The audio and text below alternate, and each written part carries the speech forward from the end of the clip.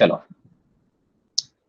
तो हमने कल पीआर इंटरसेप्टेड पीआर तक पढ़ लिया था। अब हमें पढ़ना है जो अगला इंस्ट्रूमेंट है जिसका आपने पढ़ा होगा,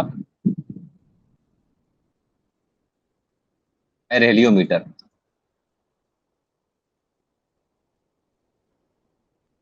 तो ये पायरेडियोमीटर क्या मेजर करता है? ये मेजर करता है डायरेक्ट सोलर रेडिएशन। इसको मेजर करता है डायरेक्ट सोलर रेडिएशन को। तो इसमें होता क्या है, इसमें क्या होता है, इसमें सेंसर लगे होते हैं डायरेक्ट सोलर रेडिएशन में, और ये सन के ट्रैक को मेजर करता है, सन के ट्रैक का पता लगाता है। मान लो आपका सन यहाँ पे है, ये किस डायरेक्शन में इस तरह से अगर जा रहा है, ऐसे सन कहीं नहीं जाता, सन तो वहीं रहता है, हमारी अर्थ घूमती है, बट हम एक ट्रैक बना रहे हैं, तो उस ट्रैक को मेजर करता है, उस ट्रैक का पता करता है कि वो किस ट्रैक में मूव कर रहा है। और हमेशा सन के राइट एंगल ये ओरिएंटेड होता है, मतलब सन है तो उसके राइट एंगल ये ओरिएंटेड होगा। ठीक है, तो ये हो गया आपका पायरेडियोमीटर, जिसका काम है डायरेक्ट सोलर रेडिएशन को मेजर करना। क्योंकि डायरेक्ट राइट एंगल इसलिए होगा कि डायरेक्टली इंसिडेंट जो होती है ये राइट एंगल हो गया। ठीक है, ये राइट एंगल हो गया। तो अगर सन यहाँ होगा तो पायरेडियोमीटर आपका राइट एंगल पे इंसिडेंट होगा, ताकि डायरेक्ट सोलर रेडिएशन को मेजर कर सके।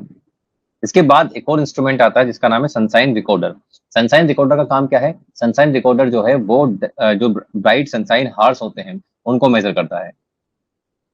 इसको मेजर करता है, ब्राइट सनशाइन हार्स को मेजर करता है। तो अलग अलग कंट्रीज में अलग अलग टाइप के सनशाइन रिकॉर्डर, तो हमारे पास में दो टाइप के सनशाइन रिकॉर्डर होते हैं। एक होता है इंडिया में जिसका नाम क्या है, कैम्बेल स्टोक्स सनशाइन रिकॉर्डर, और अमेरिका में या यूएसए में यूज करते हैं वो होता है फोटोकेमिकल सनशाइन रिकॉर्डर। तो देखो,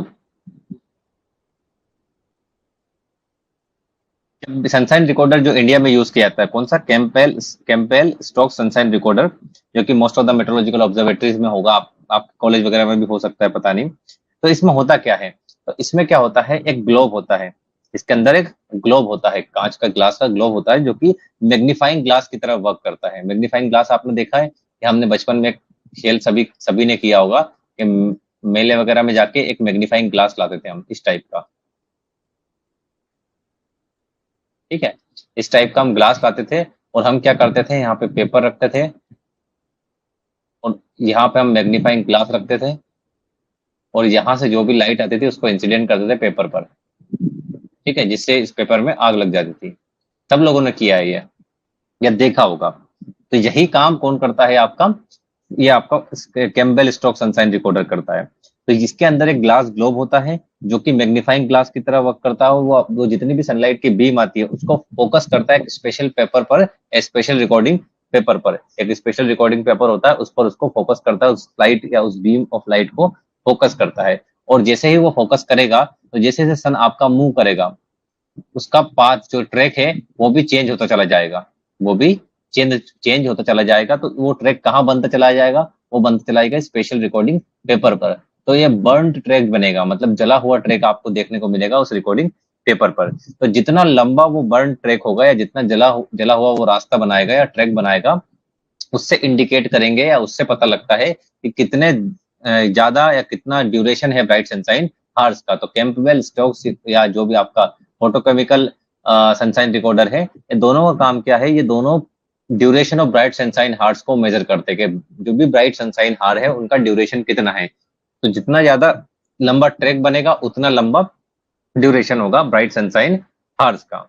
ठीक है, तो इस तरह से हम मेजर करते हैं ब्राइट सनशाइन हार्स को। इसके बाद आता है स्पेक्ट्रोरेडियोमीटर। स्पेक्ट्रोरेडियोमीटर हम इसमें पढ़ा था हमने कि स्पेक्ट्रोरेडियोमीटर जो है वो क्या मेजर करता है, तो वो सोलर रेडिएशन मेजर करता है नैरो वेव बैंड में। इसमें मेजर करेगा नैरो वेवलेंथ की जो लाइट है उसमें सोलर रेडिएशन को मेजर करेगा। स्पेक्ट्रोरेडियोमीटर जो है वो डेवलप किसने किया था सबसे पहले, वो डेवलप किया था इसरो ने। जब हमने पढ़ा था जब हमने इसके बारे में पढ़ा था उस टाइम पे, याद करने के टाइम पे, तब मैंने बताया था इसरो ने इसको डेवलप किया था। इसका काम क्या है, ये 20 नैनोमीटर बैंड की 20 नैनोमीटर बैंड विड्थ की जो वेवलेंथ होती है, कहां से लेके कहां तक, 400 से लेके 1010 मिलीमीटर की वेवलेंथ वाली लाइट जो होती है उसको ये मेजर करता है। ठीक है, तो ये उस रेडिएशन को मेजर करता है जो कि जिसकी वेवलेंथ 400 से लेके 1010 मिलीमीटर वेवलेंथ रेंज में होती है। ठीक है, अब इसका तो काम हमने पता कर लिया, अब इसका मतलब क्या है? सर हमने मेजर तो कर लिया, इससे हम पता क्या करते हैं स्पेक्ट्रोरेडियोमीटर से? तो इससे हम पता करते हैं कि क्रॉप के जो कैरेक्टर्स है, क्रॉप के कैरेक्टर्स जो है और रिफ्लेक्टेंस के बीच में रिलेशनशिप क्या है। क्रॉप कैरेक्टर्स एंड रिफ्लेक्टेंस, जो रिफ्लेक्टेंस है, जो लाइट वहां से टकरा के जा रही है, उनके बीच में रिलेशनशिप कैसी है, कैसी रिलेशनशिप है, उससे हम अलग अलग टाइप के चीजें के बारे, अलग अलग टाइप या अलग अलग चीजों के बारे में पता कर सकते हैं, या क्रॉप के बारे में, उसका मोटर स्टेटस के बारे में, और भी चीजों के बारे में। ठीक है, साथ ही साथ जब भी आपने रिमोट सेंसिंग में देखा होगा, जब भी, ये उसी का एग्जांपल बता रहा हूं मैं स्पेक्ट्रोरेडियोमीटर का, रिमोट सेंसिंग में आपने देखा होगा कि हम सन से एनर्जी लेते हैं, वो एनर्जी आती है किसी भी एक सरफेस पर, वो टकरा के जाती है वापस सैटेलाइट के पास, सैटेलाइट के पास सेंसर्स लगे होते हैं, वो उसको ट्रैक कर, वो उसको एब्जॉर्ब कर लेती है रेडिएशन को, और उससे हम पता करते हैं कि वहाँ पे ग्रीन वेजिटेशन है, वहाँ पे बेयर लैंड है, या वहाँ पे बहुत ज्यादा हरियाली है, या जो जमीन है या जो लैंड है वो बंजर है, यहाँ पे कोई खेती नहीं हो सकती। तो उससे हम पता कर सकते हैं वोटर है क्या है, हम सब पता कर सकते हैं रिमोट सेंसिंग से। तो इसके थ्रू भी हम रिमोटली सेंस डाटा जो होता है उसको भी हम इंटरप्रेट कर सकते हैं बाय यूजिंग स्पेक्ट्रोरेडियोमीटर। स्पेक्ट्रोरेडियोमीटर का वर्क क्या है? ये मेजर करता है solar radiation in narrow wave bands में। इसके बाद हमने कल पढ़ा था इंफ्रारेड थर्मोमीटर। इंफ्रारेड थर्मोमीटर जो है वो 8 to 14 नैनोमीटर की, 8 से लेके 8 to 14 नैनोमीटर की जो वेव बैंड होती है, या जो इंफ्रारेड रीजन जिसको बोलते हैं, कौन सा रीजन होता है ये? इंफ्रारेड रीजन जो होता है, इसमें जो वेव लाइट होती है उसको मेजर करता है। अब जो इंफ्रारेड थर्मोमीटर, इसीलिए इसका नाम रखा गया है। इंफ्रारेड थर्मोमीटर जो होता है ये करता क्या है? तो जब हम सरफेस टेम्परेचर हमको पता करना होता है प्लांट का, या कैनोपी टेम्परेचर हमको पता करना होता है प्लांट का बिना छुए, विदाउट एनी कॉन्टेक्ट, उसको बिना छुए हमको अगर टेम्परेचर पता करना होता है, सरफेस टेम्परेचर हो या प्लांट कैनोपी टेम्परेचर हो, एक ही बात है। तो हम किसका यूज करते हैं? हम करते हैं इंफ्रारेड थर्मामीटर का यूज करते हैं। अब प्लांट कैनोपी टेम्परेचर अगर हमें पता चल गया तो इससे हम और भी क्या पता कर सकते हैं कि उसका वाटर स्टेटस कैसा है प्लांट का। और अगर हमको प्लांट का वाटर स्टेटस पता चल गया तो हम उस हिसाब से हमारा इरिगेशन को शेड्यूल कर सकते हैं। इरिगेशन शेड्यूलिंग का मतलब कब हमें पानी देना है या वाटर देना है। अगर हम वाटर स्टेटस पता चल गया तो हम इरिगेशन कब शेड्यूल करना है वो हम पता कर सकते हैं कि चलो अभी पानी की जरूरत नहीं है, वाटर स्टेटस अच्छा है तो कोई बात नहीं, पानी की अभी जरूरत है, वाटर स्टेटस अच्छा नहीं है तो चलो इरिगेशन कर देते हैं। तो इस तरह से हम इंफ्रारेड थर्मोमीटर का यूज करते हैं अलग अलग चीजों को पता करने के लिए। तो ये हो गया आपका पूरा सोलर रेडिएशन के बारे में। नेक्स्ट वेदर एलिमेंट है आपका टेम्परेचर।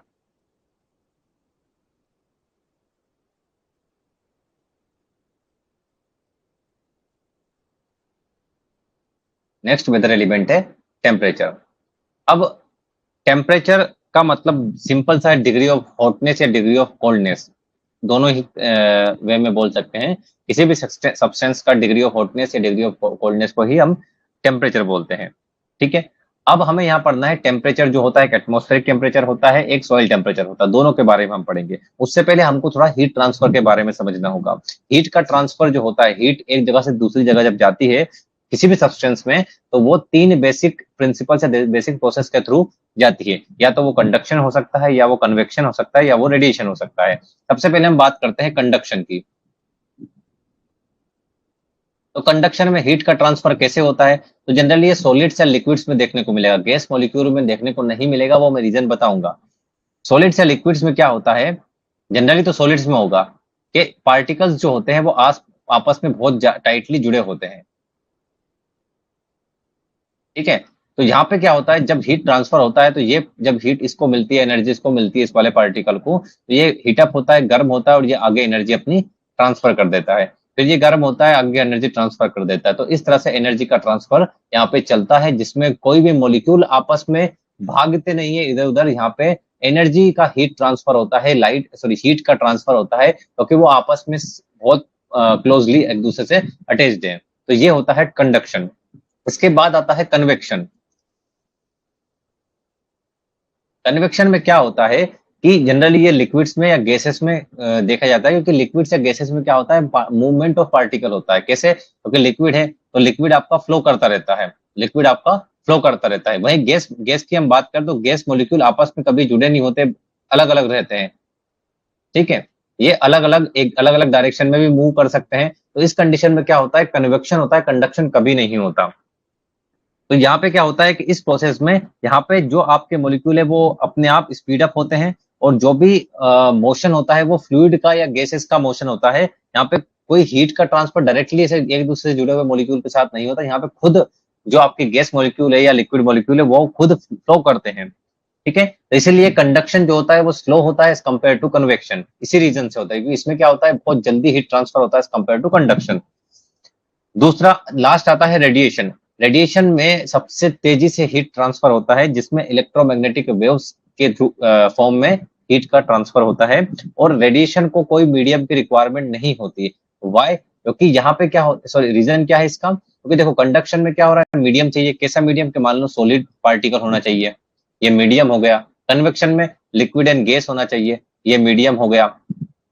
बट रेडिएशन में ऐसा कुछ नहीं है, रेडिएशन में कोई मीडियम की रिक्वायरमेंट नहीं होती इस प्रोसेस में, और ये बहुत ज्यादा जल्दी से एनर्जी को ट्रांसफर कर सकता है थ्रू इस प्रोसेस के थ्रू बहुत तेजी से एनर्जी का ट्रांसफर हो सकता है। और इसमें किसी भी वेवलेंथ की लाइट जो है वो की लाइट का, या किसी भी spectrum, wide spectrum of wavelength की लाइट का इसमें क्या बोलते हैं, ट्रांसफर, या उस एनर्जी का ट्रांसफर इसमें हो सकता है। मतलब आपका वेरी शॉर्ट वेव जो आपकी यूवी रेडिएशन से शॉर्ट वेव लेंथ है वहां से लेकर तो लॉन्ग वेव एक्स रे हो गया, आपका रेडियो वेव हो गया, वहां तक की रेडिएशन को भी या एनर्जी का भी वहां पे ट्रांसफर हो सकता है थ्रू दी रेडिएशन। तो ये हो गया प्रोसेस ऑफ हीट ट्रांसफर, जिसमें हमने 3 प्रोसेस पढ़ा, कंडक्शन, कन्वेक्शन एंड रेडिएशन।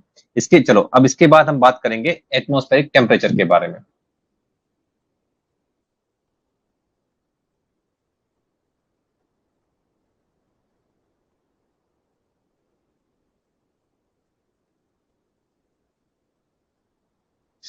इसके बारे में पढ़ना है हमें एयर टेम्परेचर, या जिसको हम बोल रहे हैं एटमॉस्फेरिक टेम्परेचर के बारे में,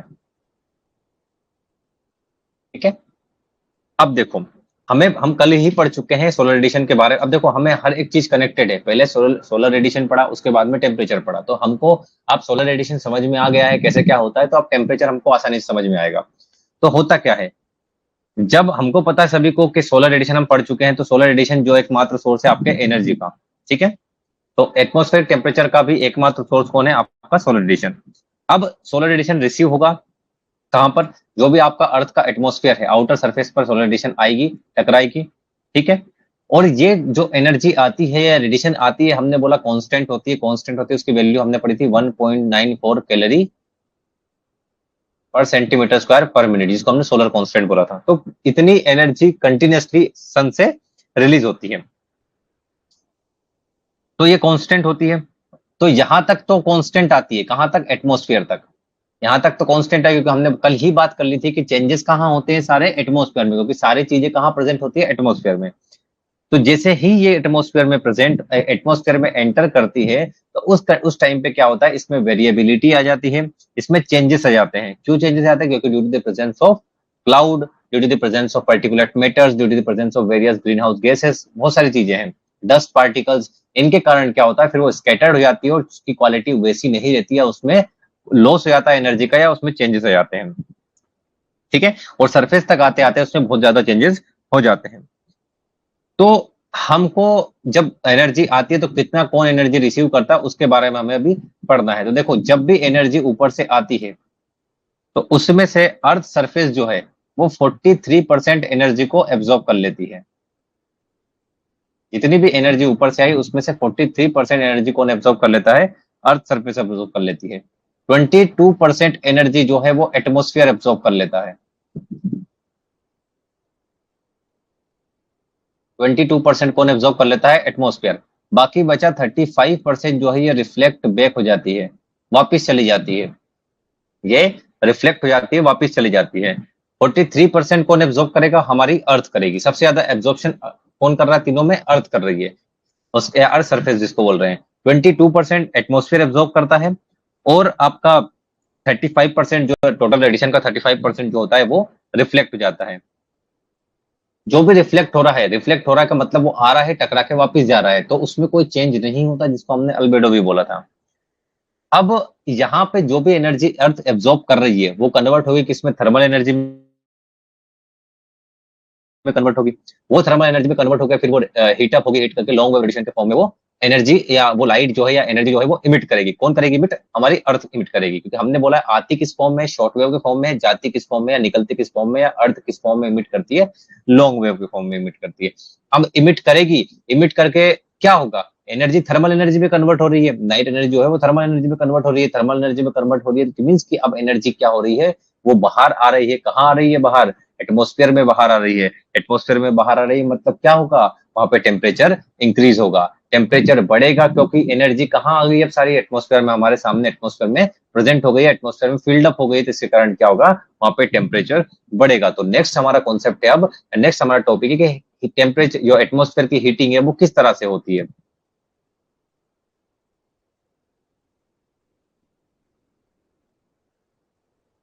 देखो, एटमॉस्फेयर की हीटिंग दो फॉर्म में हो सकती है। एक होता है इनडायरेक्ट फॉर्म में, इसको हम इनडायरेक्ट हीटिंग बोलते हैं। एक होता है डायरेक्ट हीटिंग। अब डायरेक्ट हीटिंग कैसे होगा?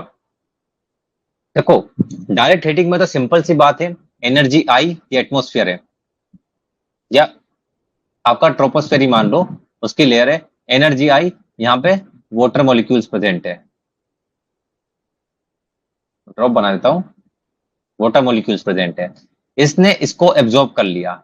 तो ऐसे ही रेडिएशन को इसने एब्जॉर्ब कर लिया, इसने एब्जॉर्ब कर लिया, इसने एब्जॉर्ब कर लिया, इन वाटर मॉलिक्यूल्स ने रेडिएशन को एब्जॉर्ब कर लिया, एब्जॉर्ब करके ये गर्म होंगे, इसके कारण कुछ टेम्परेचर एटमॉस्फेयर का बढ़ता है। तो ये हो गया डायरेक्ट हीटिंग। तो डायरेक्ट हीटिंग से लेस देन 10% आपका एटमॉस्फेयर हीट होता है, बस इतना, लेस देन 10%। इनडायरेक्ट हीटिंग से 90 से ज्यादा परसेंट आपका इनडायरेक्ट हीटिंग के थ्रू एटमॉस्फेयर हीटअप होता है। अब वो कैसे होता है वो हमें भी समझना है।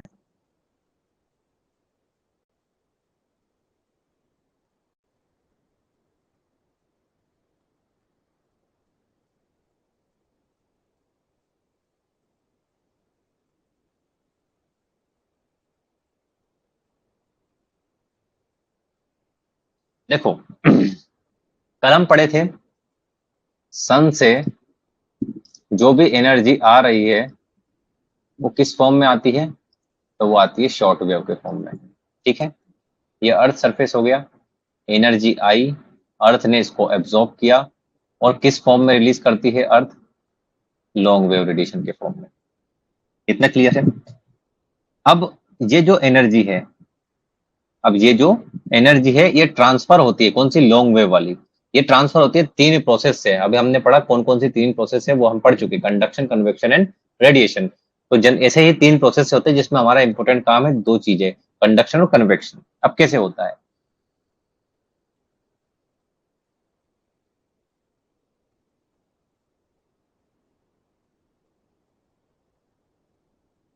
ठीक है, ये हो गया नीचे वाली जो ब्लू लाइन है, वो हो गया आपका अर्थ का सरफेस, और जो रेड लाइन है यहां तक ये एयर, इसके ऊपर की एयर यहाँ पे प्रेजेंट है। ठीक है, ये रेड रेड है ना, ये एयर इसके ऊपर प्रेजेंट है, क्योंकि अर्थ सरफेस के ऊपर जो एयर होगी वो ये है, जो टच है किससे? सरफेस से। अब होता क्या है, कहानी यहां से शुरू होती है। सबसे पहले क्या होता है, अर्थ सरफेस से लॉन्ग वेव रेडिएशन इमिट होती है, इमिट होकर किसके पास जाएगी? सबसे पहले एनर्जी वो जाएगी जो ऊपर की एयर है उसके पास, जितनी भी वो ऊपर की एयर है इसके पास जो है एनर्जी पहुंचेगी लॉन्ग वेव रेडिएशन वाली। अब क्या होगा कि ये जो लेयर है ये बिल्कुल टिकी चिपकी हुई है किससे? अर्थ की सरफेस से। तो हमने बोला जब मॉलिक्यूल आपस में एक दूसरे से जुड़े होते हैं तो कौन सी प्रोसेस होती है? वो होती है कंडक्शन। कौन सी प्रोसेस होती है? कंडक्शन। तो पहली प्रोसेस या फर्स्ट प्रोसेस या फर्स्ट, सबसे पहले जो एटमॉस्फेयर में हीटअप होने की जो पहली प्रोसेस है वो किसके थ्रू हो रही है? वो हो रही है कंडक्शन के थ्रू। किसके थ्रू हो रही है? कंडक्शन के थ्रू। इसके बाद में ऊपर सब्सिक्वेंट लेयर्स होती है एयर की, अलग अलग लेयर्स होती हैं। इसके बाद में जब वो एनर्जी और ऊपर, या जो लॉन्ग वेव रेडिएशन है वो और ऊपर जाती है, तो वो फिर किस फॉर्म में उसका हीट ट्रांसफर होता है? कन्वेक्शन के फॉर्म में। तो पहला, जब जो एयर के, जो अर्थ सरफेस के ऊपर वाली जो एयर है उसमें जब हीट का ट्रांसफर हो रहा है तो वो किसके थ्रू होगा? कंडक्शन के थ्रू। रीजन क्या है? क्योंकि वो डायरेक्टली अटैच्ड है किससे? अर्थ सरफेस से। उसके बाद की जो ऊपर की सब्सिक्वेंट लेयर्स है उनमें हीट ट्रांसफर कैसे होगा?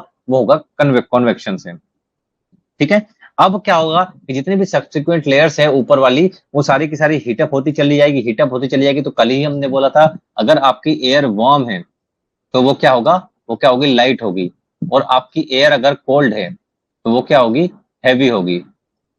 ठीक है, अब यहाँ पे एयर आपकी वार्म होती चली गई due to the presence of radiation, due to the absorption of radiation. तो क्या होता जाएगा, ये जो एयर है वो उठती हुई ऊपर जाती जाएगी, ऊपर जाती जाएगी। तो क्या होगा, एटमॉस्फेयर आपका गर्म होना स्टार्ट हो जाएगा। ठीक है, तो पहले ये कंडक्शन कन्वेक्शन होने में भी टाइम लगता है, क्योंकि कंडक्शन होगा फिर कन्वेक्शन होगा, फिर एयर आपकी गर्म होगी, गर्म होके ऊपर जाएगी, ऊपर जाके फिर टेम्परेचर बढ़ेगा एटमॉस्फेयर, तो इसमें पूरा टाइम लगता है। ठीक है, तो यही एक सबसे बेस्ट रीजन है कि क्यों इसी के बेसिस पे क्वेश्चन आता है कि टेम्परेचर सबसे ज्यादा कब होता है, 12 बजे दिन में या 2 बजे।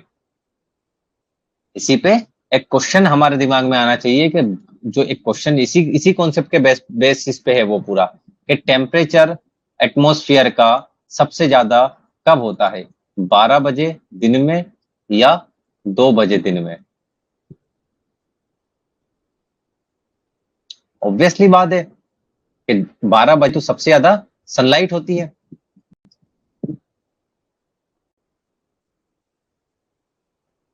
इसी कॉन्सेप्ट पे बेस्ड है ये। ठीक है, 12 बजे क्या होता है, मैक्सिमम सनलाइट रिसीव करते ही कौन, अर्थ सरफेस, क्योंकि सन हमारे जस्ट ऊपर होता है। ठीक है, मैक्सिमम सनलाइट रिसीव करती है आपकी अर्थ सरफेस।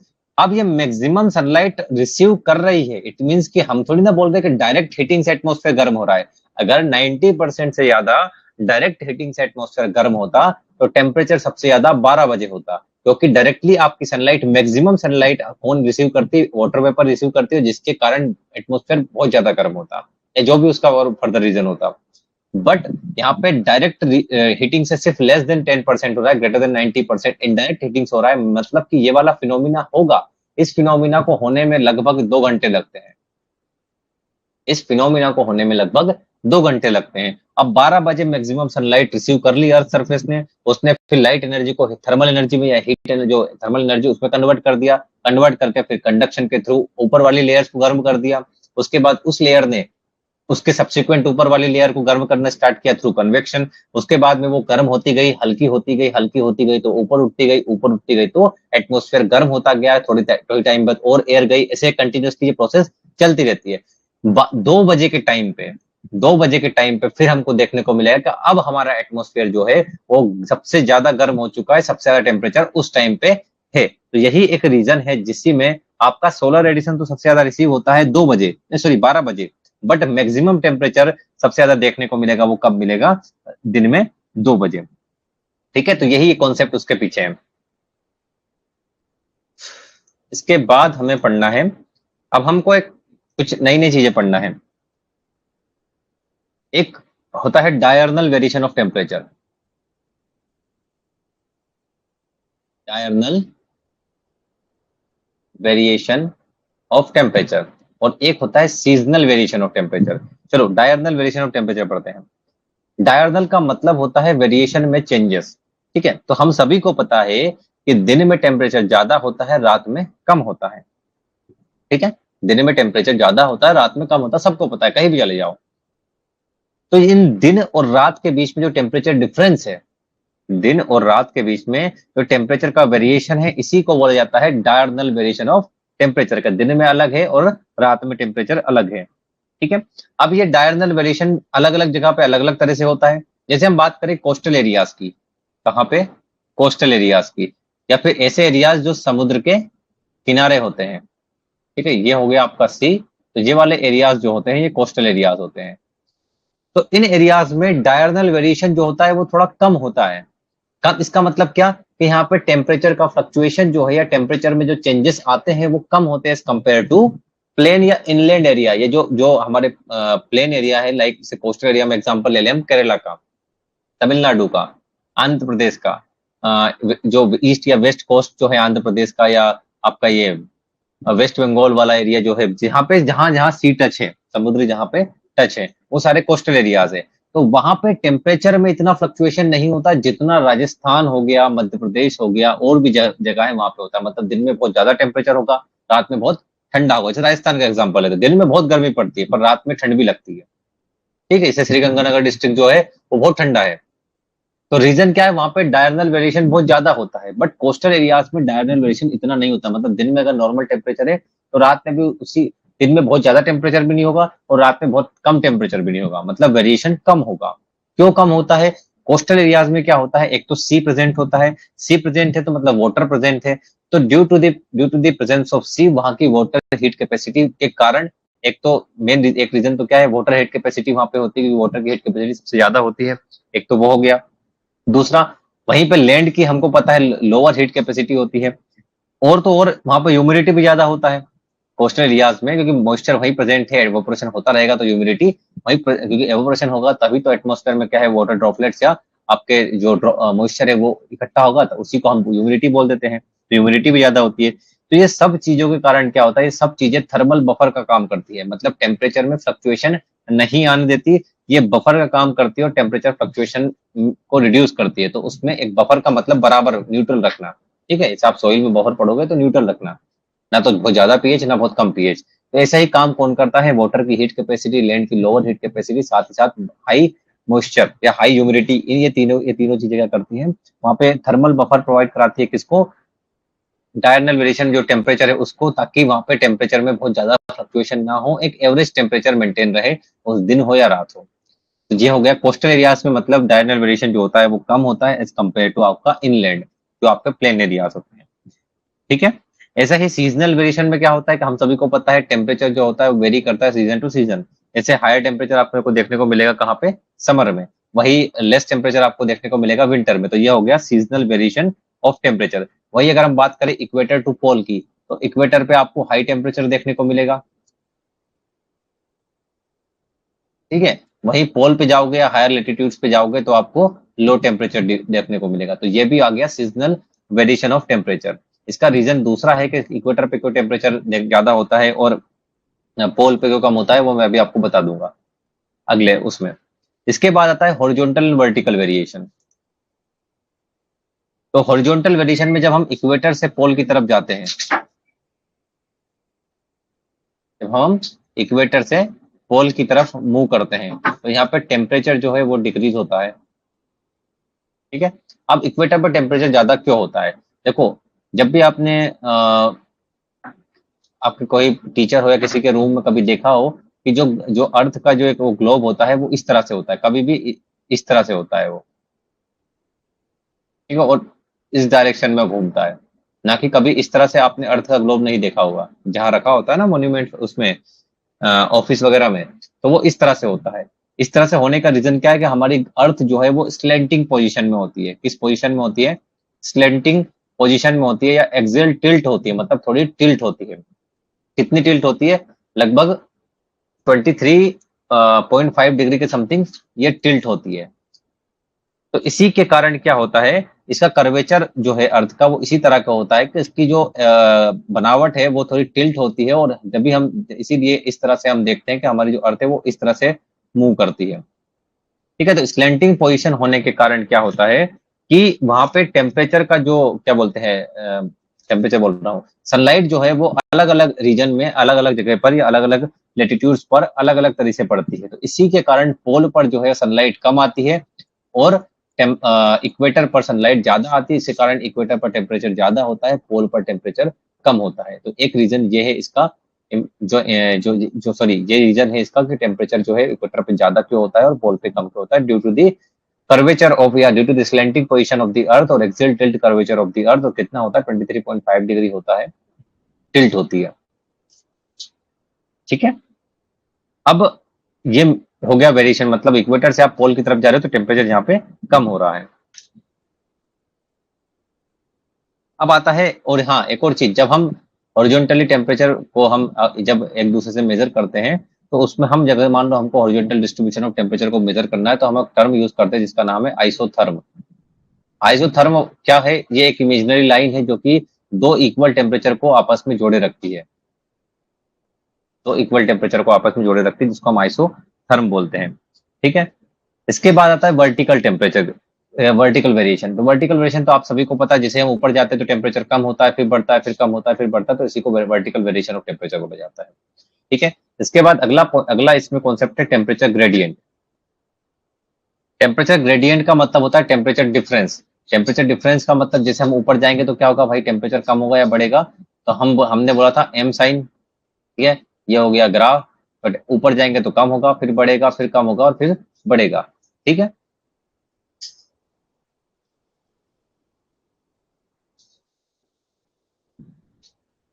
तो जैसे जैसे हम ऊपर जाते हैं, हायर एल्टीट्यूड पे जाते हैं, तो जब जब टेम्परेचर बढ़ता है तो उसे हम बोलते हैं वर्टिकल टेम्परेचर ग्रेडियंट। तो इसके रीजन क्या क्या हो सकते हैं कि जैसे हम ऊपर जाते हैं टेम्परेचर कम होता है, सॉरी जो होता है, सॉरी टेम्परेचर डिक्रीज होता है। रीजन क्या क्या है? तो पहला रीजन है कि जैसे ही आपकी लाइट जो है वो अर्थ सरफेस पर आती है, या रेडिएशन अर्थ सरफेस पर आती है, तो यहाँ से जो एयर है, ये नीचे वाली जो एयर है,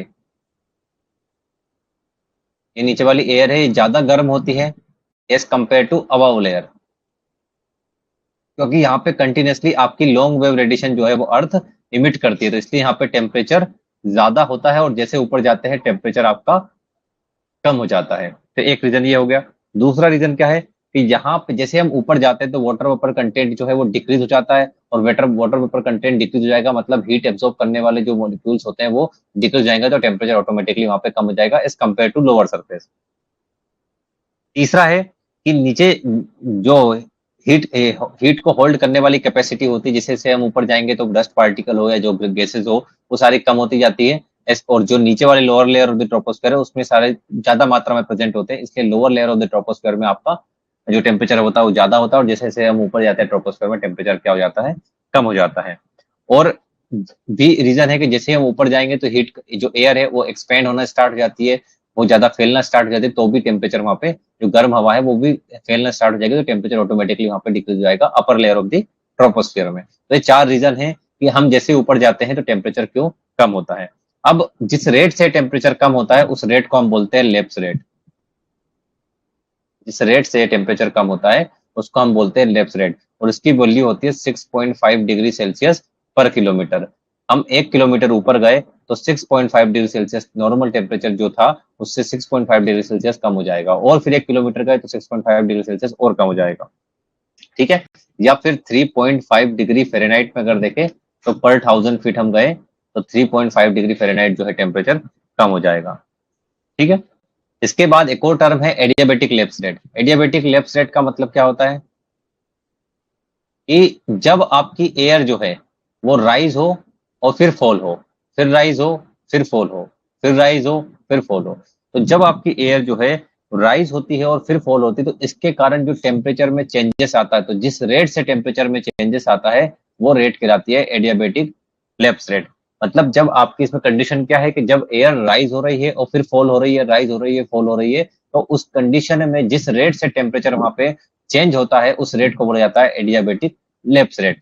तो दो तरह का होता है, एक होता है ड्राई एडियाबेटिक लेप्स रेट, एक होता है wet adiabatic lapse rate. Dry की वैल्यू होती है 10 डिग्री सेल्सियस पर किलोमीटर, और ये कांस्टेंट होती है, ये वैल्यू कभी नहीं बदलती। और वेट एडियाबेटिक लेप्स रेट की वैल्यू होती है 4 डिग्री सेल्सियस पर किलोमीटर, ये चेंज होती रहती है, बट ड्राई की जो वैल्यू होती है वो कांस्टेंट होती है। इसके बाद में एक और टर्म है इन्वर्जन। इन्वर्जन का मतलब क्या है कि हमने बोला हम ऊपर जा तो रहे हैं, ऊपर जाने पे टेम्परेचर जो है वो डिक्रीज हो रहा है, पर कभी कभार ऐसी कंडीशन बन जाती है कि ऊपर जाने पर टेम्परेचर बढ़ जाता है। कभी कभार ऐसी सिचुएशन बन जाती है, कभी कभार ऐसी कंडीशन बन जाती है कि ऊपर जाने पर टेम्परेचर बढ़ जाता है। तो इसके कारण क्या होता है कि टेम्परेचर बढ़ने के कारण, तो इसी फिनोमिना को बोला जाता है इन्वर्जन। क्या बोला जाता है? इन्वर्जन। कि हमने बोला कि हम ऊपर जा रहे हैं टेम्परेचर कम हो रहा है, ये तो नॉर्मल नॉर्मल फिनोमिना है जो होता है, बट कभी कभार ऐसी सिचुएशन बन जाती है कि टेम्परेचर बढ़ जाता है, तो उस फिनोमिना को बोलते हैं हम इन्वर्जन। इन्वर्जन का मतलब क्या है कि हम ऊपर जा रहे थे तो टेम्परेचर कम हो रहा था, बट किसी कंडीशन में ऊपर जाने पर टेम्परेचर बढ़ रहा है, तो उस फिनोमिना को हम बोलेंगे पर्टिकुलर कंडीशन में इन्वर्जन। अब इन्वर्जन होता क्यों है? इन्वर्जन ये ऐसी कौन सी कंडीशन बनती है जब इन्वर्जन होता है? तो देखो कभी कभार क्या होता है कि जब भी कोई एयर, कोल्ड एयर जो है, ठीक है, जब भी कोई जैसे मान लो एयर जो कि नीचे जो लेयर है, ये वाली जो लेयर है एयर की, सरफेस हो गया, एक लेयर ये हो गई,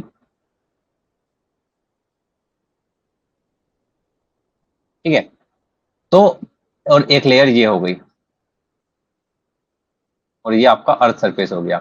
तो जब ये नीचे वाली जो लेयर है, अर्थ के पास वाली लेयर है, ये बहुत जल्दी ठंडी होना स्टार्ट हो जाए एज कंपेयर टू जो ओवरलाइंग एयर है, ये वाली लेयर के कंपेरिजन में ये वाली लेयर जो है वो बहुत जल्दी ठंडी हो जाए। अब ठंडी जाएगी तो ये यहीं रहेगी, ऊपर जाएगी नहीं, और ये वाली लेयर है वो ऊपर जाएगी। अब ऊपर जाएगी तो जाती जाएगी, ऐसे ही चलते चलते ऊपर ये वाली सिस्टम में भी कहीं भी not near the earth surface, कहीं भी मान लो ये ट्रोपोस्फेरिक लेयर है, ठीक है, और जहाँ पे कोई एयर है, अब हमने बोल रहे हैं कि ऊपर जाने पे टेम्परेचर यहाँ तो कम हो रहा था, बट हमने यह देखा कि यहाँ पे कोई एयर है जो कि कोल्ड एयर है। अब इस कोल्ड एयर के ऊपर कोई हॉट एयर आ गई, इसने इसको ट्रेस पास कर दिया, तो इसके कारण क्या होगा, कोल्ड एयर जो है वो नीचे बैठ जाएगी और हॉट एयर जो है वो ऊपर चली जाएगी, इसके कारण यहाँ पे टेम्परेचर जो है वो इंक्रीज हो जाएगा।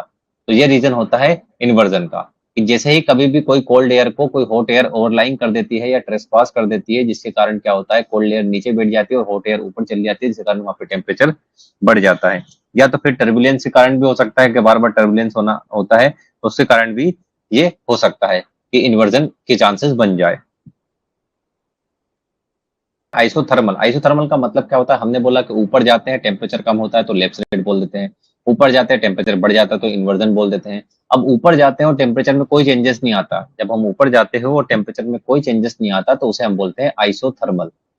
तीनों ही कंडीशन याद रखना, कि जब हम ऊपर जा रहे हैं टेम्परेचर कम हो रहा है तो हमने बोल दिया लेफ्ट रेट, मतलब उस जिस रेट से कम हो रहा है उसको, ऊपर जा रहे हो टेम्परेचर बढ़ रहा है तो उस फिनोमिना को हमने बोल दिया इन्वर्जन, और ऊपर जा रहे हो टेम्परेचर में कोई डिफरेंस नहीं आ रहा है, कोई चेंजेस नहीं हो रहा है तो उसको हम बोलते हैं आइसोथर्मल।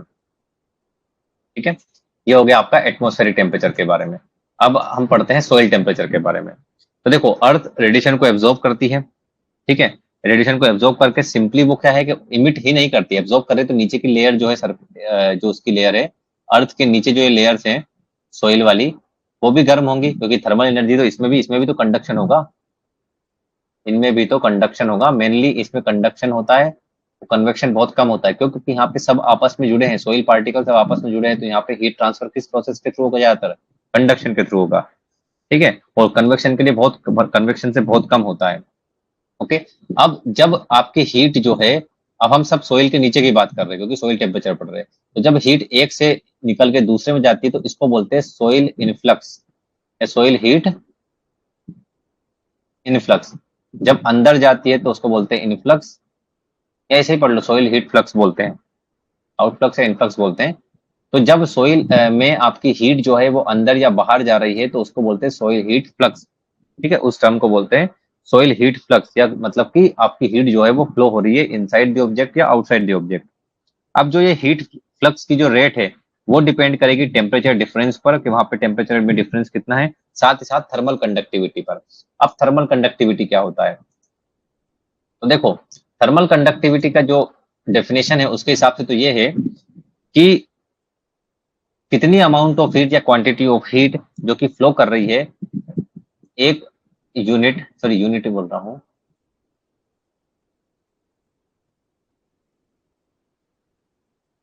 यूनिट टाइम में और यूनिट एरिया में, मतलब एक एक सेकंड में और एक एरिया, एक सेंटीमीटर में, उसको अगर हम देखें, अगर हम इसकी वैल्यू देखते हैं या सॉरी यूनिट देखते हैं तो वो यूनिट होती है कैलोरी पर सेंटीमीटर पर सेकंड पर डिग्री सेल्सियस, ये इसकी वैल्यू होती है। इसका मतलब क्या है कि कितनी क्वांटिटी ऑफ हीट एक सेंटीमीटर एरिया में एक सेकंड में विथ क्या बोलते हैं, और उसमें कितना चेंजेस हो रहा है टेम्परेचर का विद स्पेसिफिक टेम्परेचर ग्रेडियंट, या कितना डिफरेंस उसमें हो रहा है, तो कितनी एनर्जी रिसीव हो रही है, कितनी एनर्जी सॉरी फ्लो हो रही है, उसको हम बोलते हैं थर्मल कंडक्टिविटी। इसका एक सिंपल इंटरप्रिटेशन हम करेंगे। तो यहाँ पे क्या है, मान लो मैंने बोला 10 कैलोरी पर सेंटीमीटर पर सेकंड पर डिग्री सेल्सियस, ये हमने बोला, तो 10 कैलोरी एनर्जी जो है वो ट्रांसफर हो रही है एक सेकंड में एक सेंटीमीटर स्क्वायर, एक सेंटीमीटर एरिया में, ठीक है, और उसमें एक जो भी, अगर यहाँ पे भी अगर एक माने तो 1 डिग्री सेल्सियस में टेम्परेचर में डिफरेंस वहां पे था, तो इसके कारण वहां पे जो हीट है वो एक जगह से दूसरी जगह फ्लो हो रही है, तो उसको बोल दिया थर्मल कंडक्टिविटी। ठीक है, इसकी ऐसा यूनिट भी होती है वॉट पर मीटर डेप्थ ऑफ सॉइल पर डिग्री केल्विन। ठीक है, ये भी एक ऐसा यूनिट होती है, और जनरली यूनिट जो होती है थर्मल कंडक्टिविटी की वो होती है कैलोरी पर सेंटीमीटर पर सेकंड पर डिग्री सेल्सियस। अब थर्मल कंडक्टिविटी कैसे समझो, देखो थर्मल कंडक्टिविटी जिसकी भी ज्यादा होगी, कोई भी ऑब्जेक्ट हो, कुछ भी हो, जिसकी सॉइल में थर्मल कंडक्टिविटी जिसकी भी ज्यादा होगी, ये याद रखना स्टेटमेंट, ठीक है। इससे आपको कभी भी थर्मल कंडक्टिविटी भूलोगे नहीं, या लिख लेना, हिंदी में लिखना हो तो लिख लेना, इंग्लिश में लिखना हो तो लिख लेना। थर्मल कंडक्टिविटी जिस ऑब्जेक्ट की या जिस सब्सटेंस की ज्यादा होगी, वो देर से गर्म होगा और देर से ठंडा होगा। लिख देता हूं यहाँ पे, तो substance whose,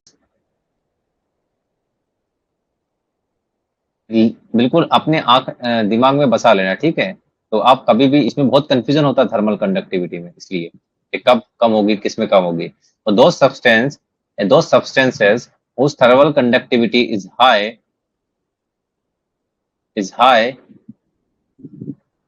will take more time will take more time to heat up and cools down। ये दोनों ही केस में, तो जिस भी सब्सटेंस की थर्मल कंडक्टिविटी ज्यादा होगी, वो सब्सटेंस देर से गर्म होगा और देर से ठंडा होगा, ठीक है। देर से, जिसे स्पेसिफिक हीट होता है, जिसकी स्पेसिफिक हीट सबसे ज्यादा होती है, वो देर से गर्म होता है, देर से ठंडा होता है। फॉर एग्जाम्पल वाटर, वाटर की स्पेसिफिक हीट 1 होती है और सबसे ज्यादा होती है, ठीक है। वाटर की स्पेसिफिक 1 होती है और सबसे ज्यादा होती है। तो वाटर जो है, आपने कभी भी पानी को उबालना और किसी और लिक्विड को उबालना, पानी बहुत देर से उबलता है और बहुत देर में जाके ठंडा होता है, क्यों? क्योंकि इसकी स्पेसिफिक हीट सबसे ज्यादा होती है और वो 1 होती है, ठीक है। तो ऐसा ही जिस सब्सटेंस की थर्मल कंडक्टिविटी भी ज्यादा होती है, वो ज्यादा टाइम लेगा गर्म होने में और सेम टू सेम उतना ही टाइम लेगा ठंडा होने में, मतलब ज्यादा ही टाइम लेगा गर्म होने में भी और ज्यादा ही टाइम लेगा ठंडा होने में भी। ये चीज समझ लिए तो सारी चीज समझ में आ जाएगी।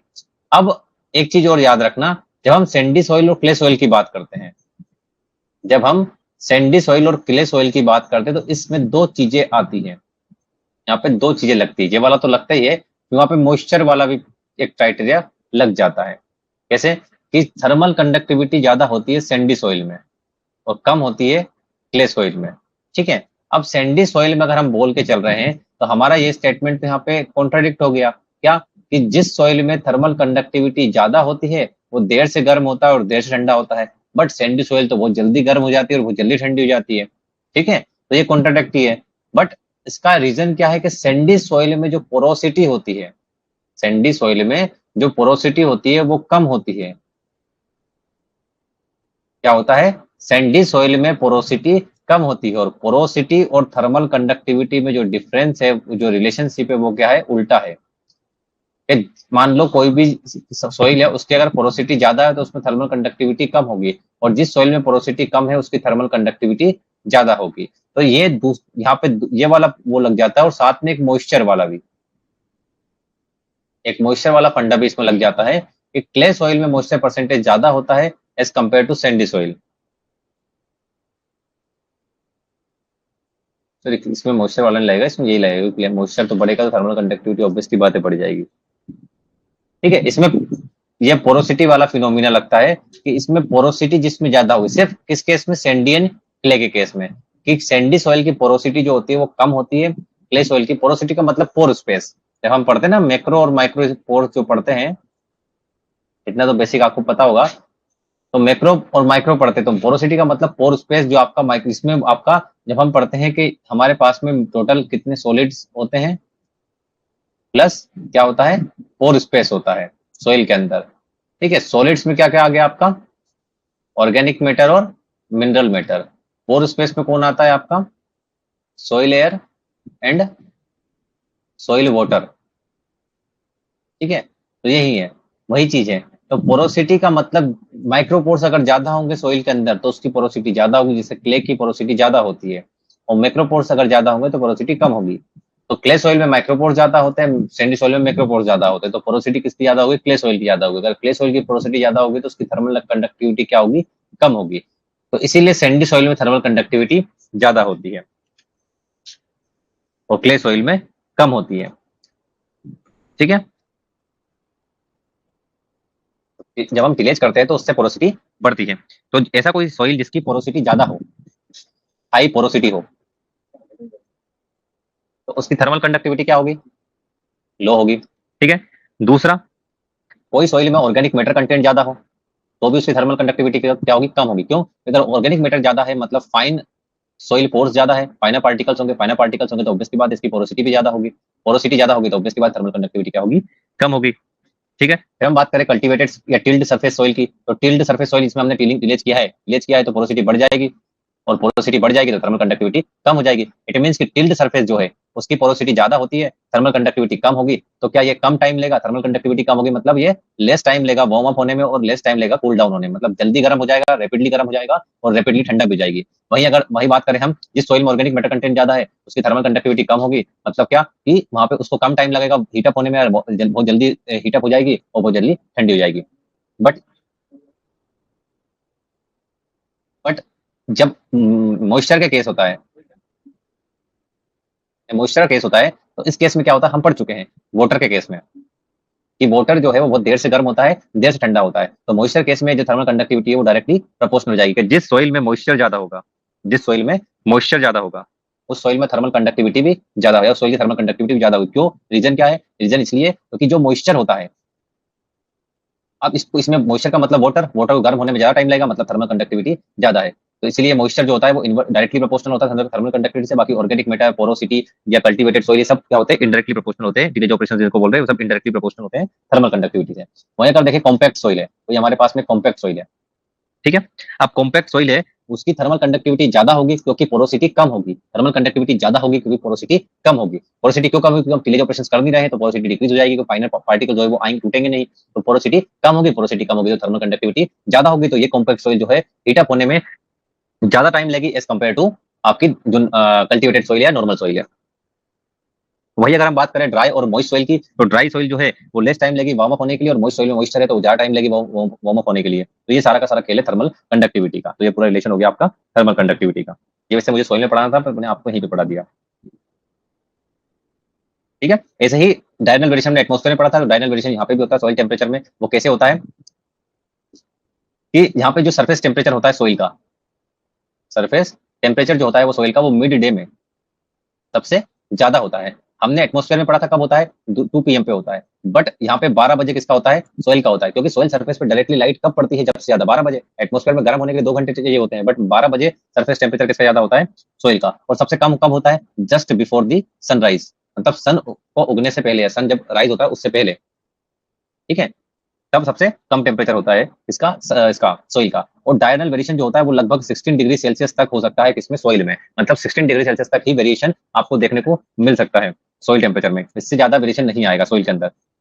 दूसरा, जितनी भी लोअर लेयर होती है, मतलब ऊपर वाली लेयर में वेरिएशन ज्यादा देखने को मिलेगा आपको डायरनल वेरिएशन, और नीचे वाली लेयर में हीट इतनी पहुंच ही नहीं पाती, तो वहां पे कांस्टेंट या एवरेज टेम्परेचर हमको देखने को मिलेगा। तो इसीलिए बोला जाता है कि जब हम नीचे आते हैं 80 सेंटीमीटर तक, कितने सेंटीमीटर तक? 80 सेंटीमीटर तक, तब तक तो चेंजेस चलता रहेगा टेम्परेचर में, क्योंकि हीट जो है वो इतनी एब्जॉर्ब होकर आगे बढ़ती रहेगी। बट 80 सेंटीमीटर से नीचे गए तो ऑलमोस्ट स्टेबल हो जाएगा आपका टेम्परेचर, इसके नीचे कांस्टेंट टेम्परेचर आपको देखने को मिलेगा, मतलब वहां पे डायनल वेरिएशन जीरो हो जाएगा। ठीक है, तो ये सब याद रखना। कितना हाई हो सकता है डायनल वेरिएशन? 16 डिग्री सेल्सियस तक हाई हो सकता है, मतलब इतना चेंजेस हो सकता है। उसके बाद में 80 सेंटीमीटर तक ये डायनल वेरिएशन आपका देखा जा सकता है, उसके नीचे टेम्परेचर स्टेबल हो जाता है। लोअर लेयर जो होती है उसमें टेम्परेचर बहुत कम चेंजेस होते हैं, स्टेबल होता है। अपर लेयर में टेम्परेचर या डायनल वेरिएशन ज्यादा होता है। तो ये सब चीजों का आपको ध्यान रखना होगा।